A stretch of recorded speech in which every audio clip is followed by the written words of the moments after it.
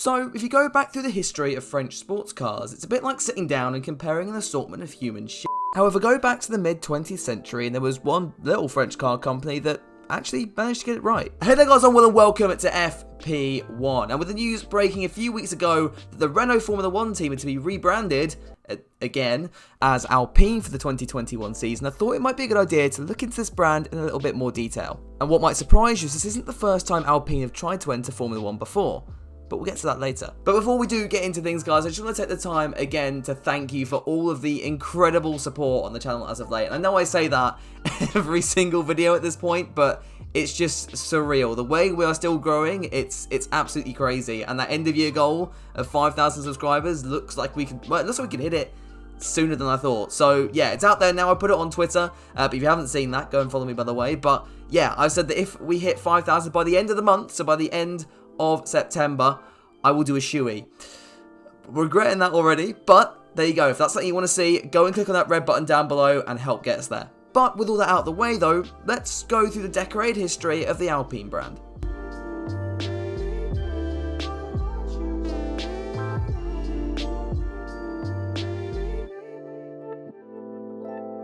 Right then, so the Société d'Automobile Alpine, or just Alpine, was founded in 1954 by a man called Jean Ridele.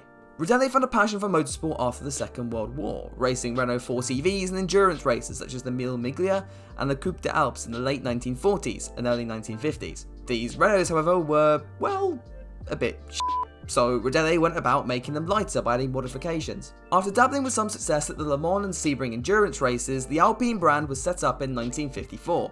A year later, the company would release its first car in the form of the Alpine A106. Though this was initially just built for racing, the car did eventually end up hitting the production line in 1957, and though it only achieved minor successes over its lifetime, the car would mark the start of a company that would go on for much bigger things in the future. After several ditched prototypes, Alpine would then produce the A108 in 1958, which scored several minor successes again, but it was its successor, the A110, that the brand is most famous for.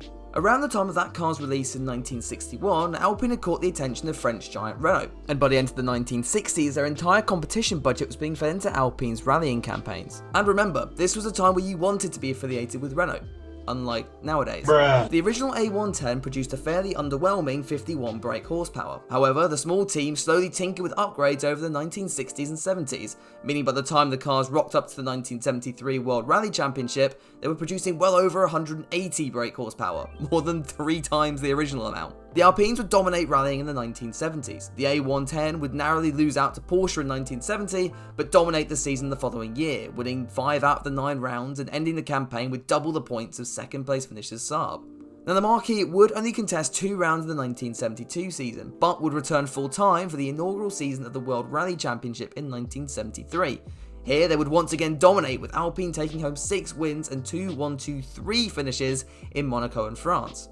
However, though Alpine succeeded in their racing ventures, their road cars weren't doing so well. The international petrol crisis of 1973 hit the company hard, with them almost folding altogether were it not for Renault stepping in and taking over in 1974. The Alpine Renault cars began to become outdated as Lancia went on to dominate the championship for the next few years. The A110 slowly slipped further back before the Alpine name disappeared from rallying altogether after the dismal 1978 season.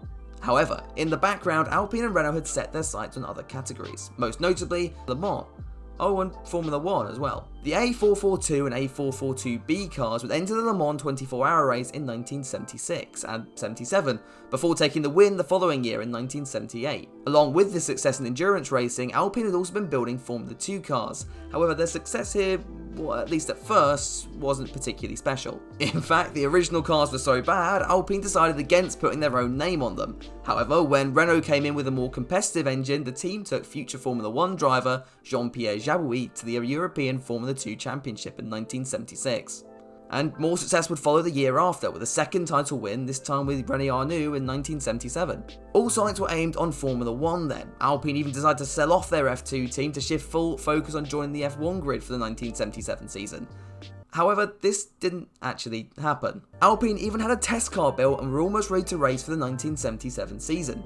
But when the season commenced, it was the new Renault team returning with Jabouille, and the Alpine name was, well, nowhere to be found. This would in fact start a torrid few decades for the Alpine brand, as they focused more on their road car operations in the 1980s and 1990s. These road cars, however, wouldn't really carry the same elegance that their predecessors had. As numbers continued to fall, Renault lost faith in the brand, and I mean, we all know what happens when Renault lose faith in someone. So in 1995, Renault ditched the Alpine brand for good. Well, I say for good. Let's fast forward to the 2010s now. We're at a point now where Renault are absolutely killing it in the car market. If you don't believe me, or have you not seen the Renault Latitude? Or maybe the Renault Modus? Or if that's not your thing, perhaps it's the super stylish Renault Wind. Okay, so in all seriousness, these cars are all a load of shit. So Renault wants to get back into the sports car market, and so decided to revive the Alpine name in 2013. There was just one problem. They created this. The Renault Alpine A1 was meant to celebrate 50 years of its rally-dominating predecessor, but is now largely forgotten about. And to be honest, thank God, because the less said about that car, the better. Thankfully, Alpine reappeared in their more appealing guise in 2017 with the release of a new A110. The new car made waves on its debut, and Alpine have gone on to race in rallying and the World Endurance Championship since. And in LMP2, Alpine haven't done too badly at all, winning the team's championship by a fair margin in the 2018-19 championship. And in doing so, picking up 2 wins and finishing every single round on the podium. Last season though wasn't so good. Despite getting a podium in the first round at Spa, the team then fell off the pace as the season progressed, eventually finishing 6th in the standings. However, the French brand had been largely forgotten about. Well, until 2 weeks ago when they announced they'll be finally entering Formula 1 again. So, 44 years after they were originally meant to make their F1 debut, the Alpine name has made it back to F1, as a rebranding of the Renault F1 team from 2021 onwards. And with the signing earlier in the year of a certain Fernando Alonso to the team, this is definitely one big push from the Renault group to get the Alpine name back out there for everyone to see. I guess the only downside is that this is still running the show. So then, following on from Renault's work this year, it's going to be really interesting to see how they fare. Now, do you think we'll see podiums next year, or maybe even more than that? Let me know down in the comments below.